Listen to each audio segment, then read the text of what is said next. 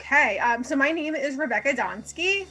I am a native Staten Islander, moved away for about a decade, did my Brooklyn, Manhattan city thing.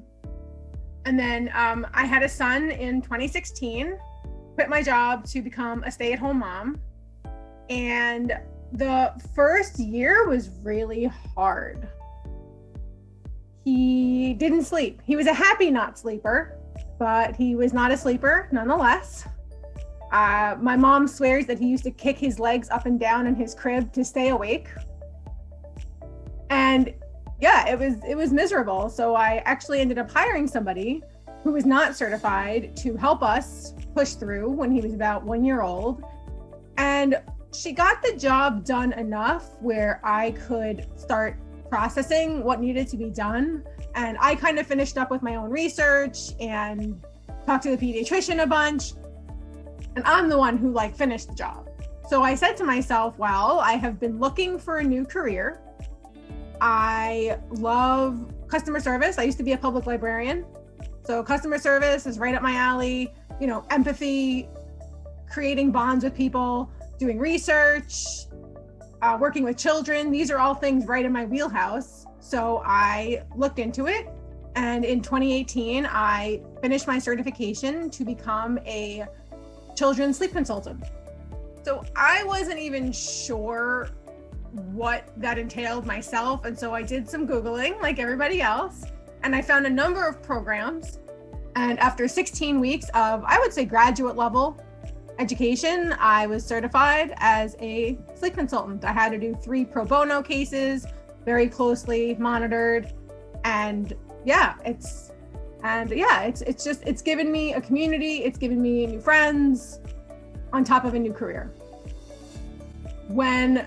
After the first few days, when things are really hard, when I get that first text or email saying, my kid slept through the night, that is the moment.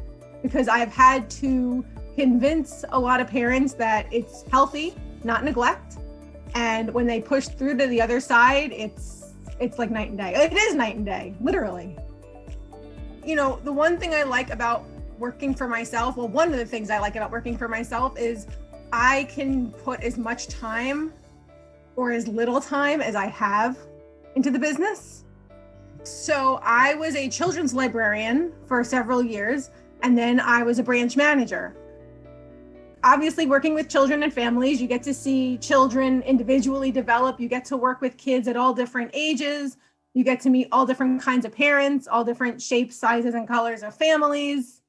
And you learn how to talk to people where they are and for who they are. And that's really important when you're working with families. These people are tired. These people are hormonal, a lot of them, because of having new babies or being pregnant. They come from all different cultures, all different walks of life, single parents, hetero couples, same-sex couples, everybody. I help everybody. And you have to know how to speak to people professionally and respectfully and with an open mind. And so you learn that in the library because you meet everybody at the library. Everybody comes to the library, and there's nothing that people can throw at me that I haven't probably already experienced before. So if you don't like families, this is not the career for you. Any challenges? Well, balancing home, family, parenting, career. There has been a lot of balls up in the air, and you're always dropping one of them. There are different parents with different levels of anxiety. There are children with different levels of anxiety. There are children with different levels of stubbornness. Parents are the expert on their children and their family, but I'm the expert on sleep. So finding the place where those two meet is always a challenge. But that's why I do this, because I'm good at it. I can find that. I can find that place where your expertise on your child and my expertise on sleep come together. Sometimes it takes a little bit of, hand-holding and, walking with them slowly. But again, every parent is at a place and you have to meet them there and bring them with you at the pace that they feel comfortable. And so, like I said, some people need to walk a little more slowly. Some people want to run. Let's do it. the way that they feel comfortable while still moving. Got to keep moving. I thought marketing and social media was going to be easy. It is not easy. There's a lot more work that goes into it than I expected. There's a lot more thought and time that go into it than I expected. And it's been a lot harder to get my name out than I would have expected. So I've been talking to the Staten Island Chamber of Commerce. I'm on the Where You Shop local Staten Island marketplace. I'm trying to get my minority and women in business certification. Minority and women-owned business certification. I'm working on that right now. So I've also joined Tot Squad, who created a provider directory of people that a new parent might want to talk to, lactation consultant, sleep consultant, car seat, safety tech.